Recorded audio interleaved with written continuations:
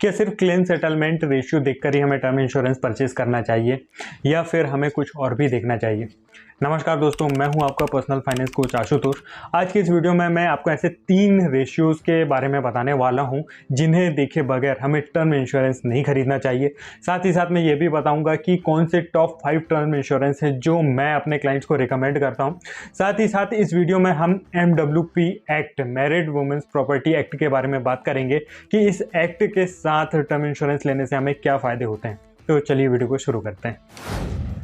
दोस्तों, जब भी हम टर्म इंश्योरेंस लेते हैं तो सबसे पहली चीज़ जो हमारे दिमाग में आती है वो है claim settlement ratio. Claim settlement ratio से हमें पता चलता है कि कंपनी के पास एक साल में कितने क्लेम्स आए हैं और उन क्लेम्स में कंपनी ने कितने क्लेम सेटल किए हैं।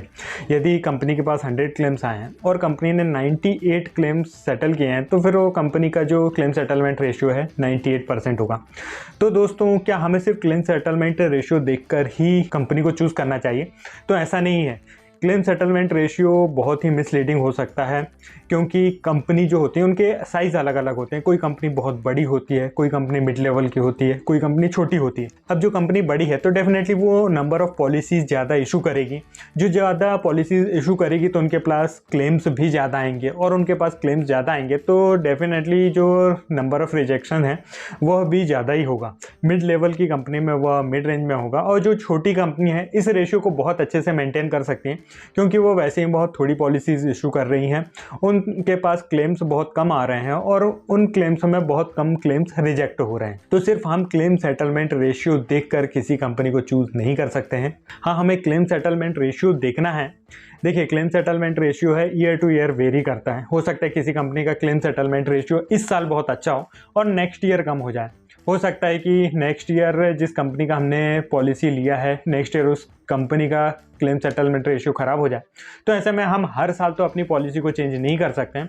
हम एक रूल ले सकते हैं कि हम जिस भी कंपनी की पॉलिसी खरीदें उसका क्लेम सेटलमेंट रेशियो का जो एवरेज है पिछले 4-5 सालों में वह कम से कम 95% से ऊपर का ही हो। दूसरा रेशियो जो हमें पॉलिसी लेते समय ध्यान में रखना है वो है क्लेम अमाउंट रेशियो। देखिए, क्लेम सेटलमेंट रेशियो से हमें ये पता चलता है कि कितने क्लेम्स उस कंपनी के पास आए हैं और उस कंपनी ने कितने क्लेम एक्सेप्ट किए हैं, पर उससे हमें अमाउंट का कुछ भी इंडिकेशन नहीं मिलता। हो सकता है कि कंपनी के पास 100 क्लेम्स आए जिसमें उन्होंने 98 छोटे छोटे अमाउंट वाले सारे क्लेम्स को एक्सेप्ट कर लिया और जो बड़े अमाउंट के 2 क्लेम थे उनको रिजेक्ट कर दिया। फिर भी उनका क्लेम सेटलमेंट रेशियो तो 98 ही हो गया, पर यदि हम क्लेम अमाउंट देखेंगे तो वह बहुत ख़राब हो जाएगा। दोस्तों, क्लेम अमाउंट रेशियो का मतलब यह है कि कितने अमाउंट का क्लेम कंपनी के पास आया है और उस अमाउंट में कितने अमाउंट का क्लेम कंपनी ने सेटल किया है। एक सही ट्रू पिक्चर हमें क्लेम अमाउंट रेशियो से पता चलती है। तो दोस्तों, हमें ऐसी कंपनी का टर्म इंश्योरेंस परचेज करना है जिसका claim amount ratio through out 4-5 years में अच्छा हो, कंसिस्टेंट हो और ज़्यादा से ज़्यादा। तीसरा इंपॉर्टेंट रेशियो हमें जो देखना है वो है सॉल्वेंसी रेशियो। सॉल्वेंसी रेशियो का मतलब यह होता है दोस्तों, IRDA की गाइडलाइन है कि यदि कोई भी इंश्योरेंस कंपनी जितने अमाउंट का इंश्योरेंस पॉलिसी इशू करती है उसका 1.5 टाइम्स उनके पास कैश रिजर्व होना चाहिए, ताकि यदि किसी इमरजेंसी में पॉलिसी के क्लेम्स आते हैं तो उन्हें क्लेम पे करने में दिक्कत ना हो। दोस्तों, 1.5 टाइम्स का सॉल्वेंसी रेशियो कंपनियों के लिए कंपलसरी उन्हें मेंटेन करना होता है।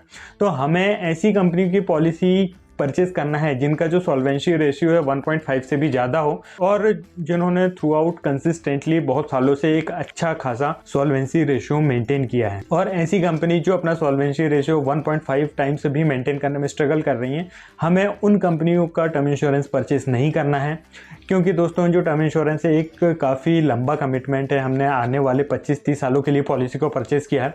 ऐसे में हम ऐसी कंपनी का टर्म इंश्योरेंस नहीं लेना चाहेंगे जो कि अपने फाइनेंशियल्स में स्ट्रगल कर रही है।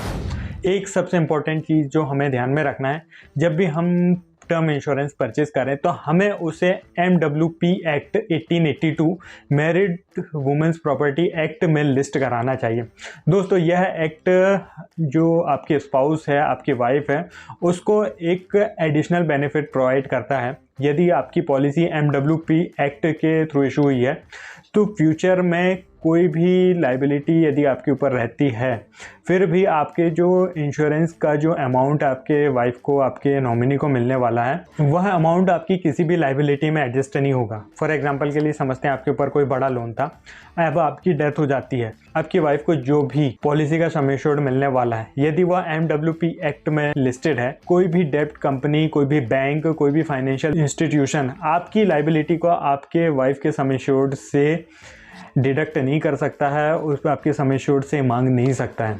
दोस्तों यह एक बहुत ही अच्छा ऑप्शन है हमारी फैमिली को प्रोटेक्ट करने के लिए, क्योंकि हम नहीं जानते फ्यूचर में हमारे साथ क्या होने वाला है, कौन सी लाइबिलिटीज़ हमारे ऊपर रहने वाली हैं और हम कौन सी लाइबिलिटीज़ को कंप्लीट किए बिना ही हम चले जाएं। इसीलिए हमें कोशिश करना चाहिए कि हम MWP एक्ट में अपनी पॉलिसी को लिस्ट कराएं। आपको मैं एक एग्जांपल से समझाता हूं। जब 2001 के आसपास जब यह स्कैम हुआ था, स्टैम्प पेपर स्कैम, जो कि अब्दुल करीम तिलगी ने किया था, तो दोस्तों उस व्यक्ति ने अपने वाइफ के नाम से करोड़ों की पॉलिसीज़ को लेके रखा था और वो जो सारी पॉलिसीज़ थी MWP एक्ट में लिस्टेड थी।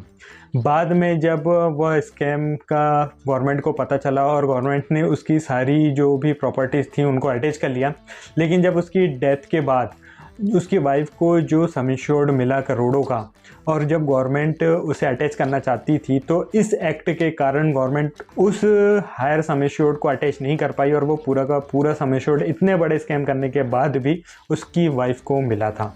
तो दोस्तों इस MWP एक्ट से आप अपनी फैमिली को किसी भी अनफॉर्चुनेट इवेंट से सेव कर सकते हैं। दोस्तों टॉप 5 टर्म इंश्योरेंसेस की बात करूं तो जो टॉप 5 टर्म इंश्योरेंस मुझे पसंद हैं उनमें है Tata AIA, Sampoorna Raksha supreme, ICICI Lombard, I protect smart, HDFC click to protect super, max life insurance and SBI life insurance term plan. इन सारे ही प्लान्स में से आप किसी भी एक प्लान को कंसीडर कर सकते हैं।